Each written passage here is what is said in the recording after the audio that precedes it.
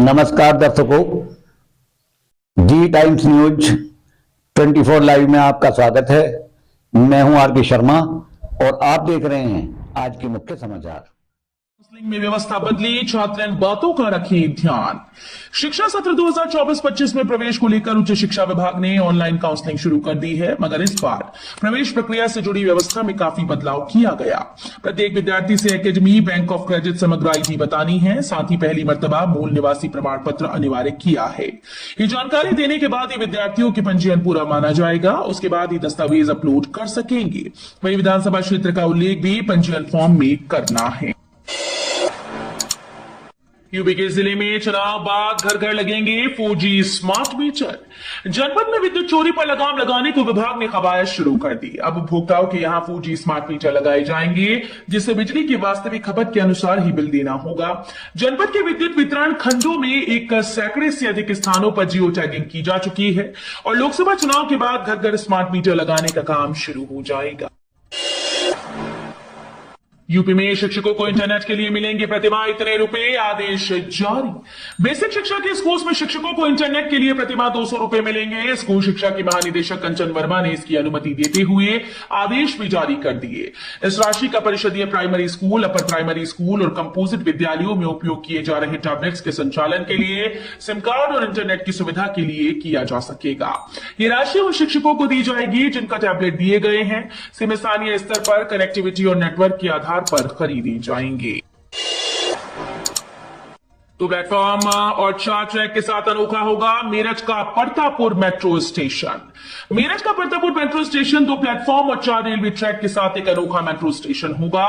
Meerut metro के अंतर्गत बनाए जा रहे इस स्टेशन पर सिर्फ मेरठ मेट्रो ट्रेन रुकेगी। इसके लिए इस स्टेशन के प्लेटफॉर्म को मेरठ मेट्रो ट्रेन की जरूरत के अनुसार 3 कोच के लिए तैयार किया जा रहा है। नमो भारत ट्रेन इस स्टेशन के बीच के ट्रैक से पास हो जाएगी। परतापुर स्टेशन एक एलिवेटेड स्टेशन है जिसकी लंबाई करीब 75 मीटर है। उत्तर प्रदेश में टेक्निकल असिस्टेंट के 3444 प्लस पदों पर वैकेंसी। उत्तर प्रदेश अधीनस्थ सेवा चयन समिति की ओर से टेक्निकल असिस्टेंट यानी तकनीकी सहायक के पद पर भर्तियां जारी कर दी गई। इस पद के इच्छुक उम्मीदवारों को तकनीकी सहायक परीक्षा 2024 देनी होगी, जिसके लिए ऑनलाइन अप्लाई करने की प्रक्रिया कल से शुरू कर दी गई। टेक्निकल असिस्टेंट के लगभग 3446 पदों पर भर्ती की जानी है। योग्य candidates Uttar Pradesh subordinate service selection commission की ऑफिशियल वेबसाइट upssc.gov.in के जरिए ऑनलाइन अप्लाई कर सकते हैं।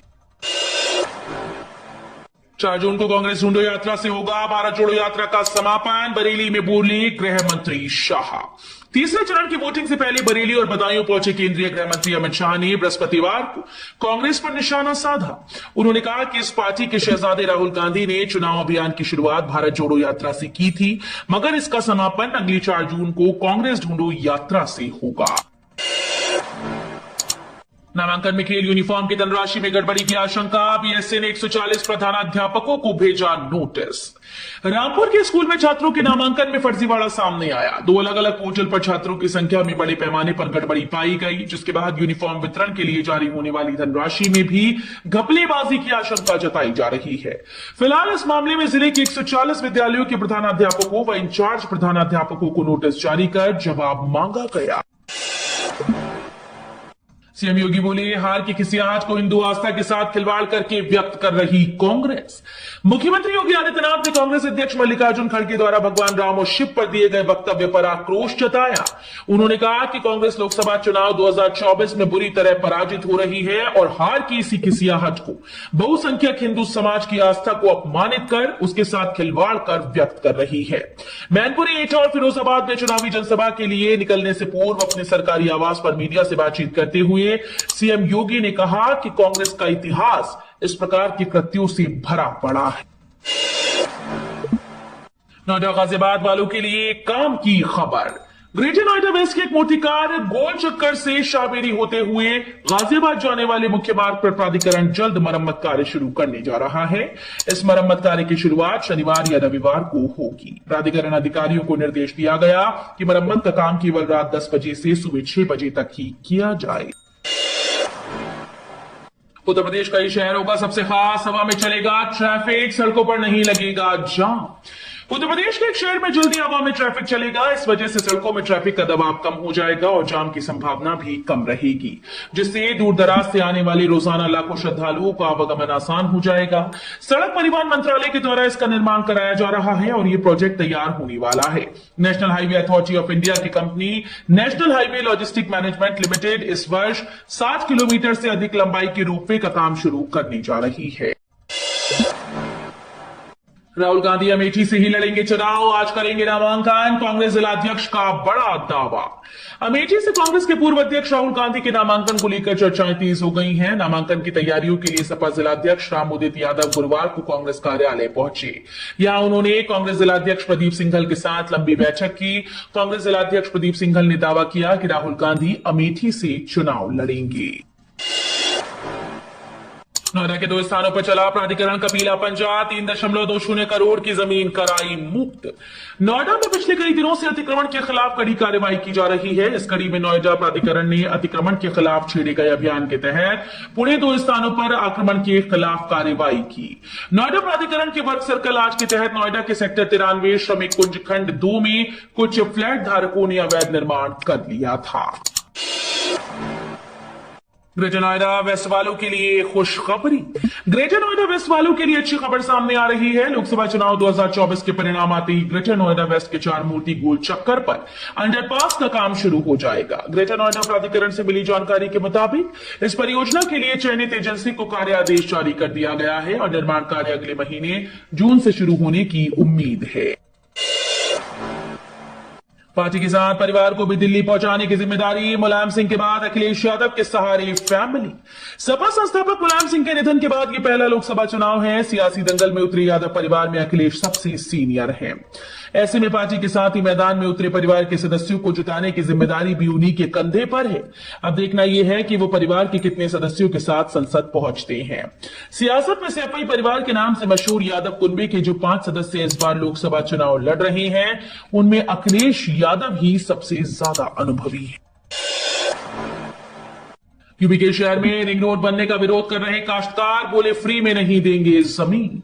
रामगढ़ ताल किनारे सहारा स्टेट से मोहिद्दीपुर स्थित स्मार्ट व्हील तक प्रस्तावित रिंग रोड को लेकर महादेव झारखंड के 20 से अधिक काश्तकारों ने जेडीयू उपाध्यक्ष आनंद वर्धन से मिलकर उन्हें ज्ञापन सौंपा। उनका आरोप है कि रिंग रोड उनकी जमीन पर बनाने का प्रयास किया जा रहा है।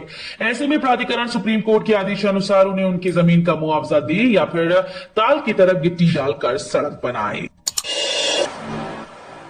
आरबीएस कॉलेज स्टेशन के दोनों ओर की सुरंग तैयार, अब आगे की खुदाई हुई शुरू।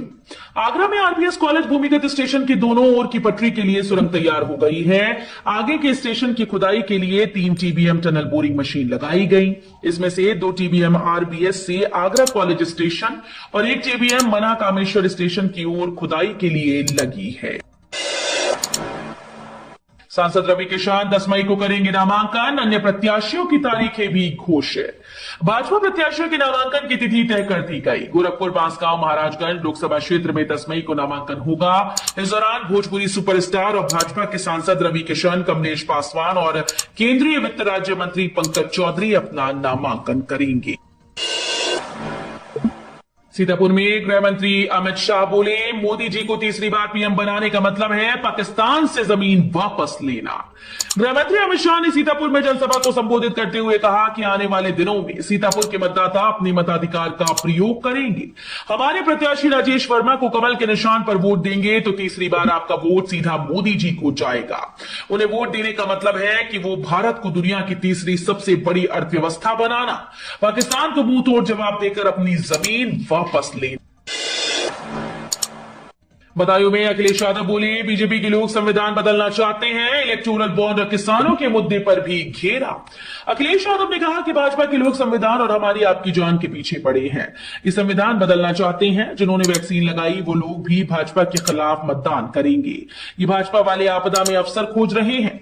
इलेक्टोरल बॉन्ड के नाम पर जो वसूली की, ईडी, सीबीआई और इनकम टैक्स का डर दिखाकर इनकी सरकार ने न केवल संविधान को खतरा है बल्कि इनके फैसलों से जान का भी खतरा है। भारत से बराबरी करना चाहता पाकिस्तान इस दिन भेजेगा अपना चंद्रयान। भारत के मून मिशन चंद्रयान-3 की सफलता के बाद पाकिस्तान बेहद बेचैन नजर आ रहा है। यही वजह है कि आर्थिक तंगी से जूझने के बावजूद पड़ोसी देश भी अपना मून मिशन लॉन्च करने जा रहा है। हालांकि भारत के चंद्रयान मिशन के आसपास भी नहीं।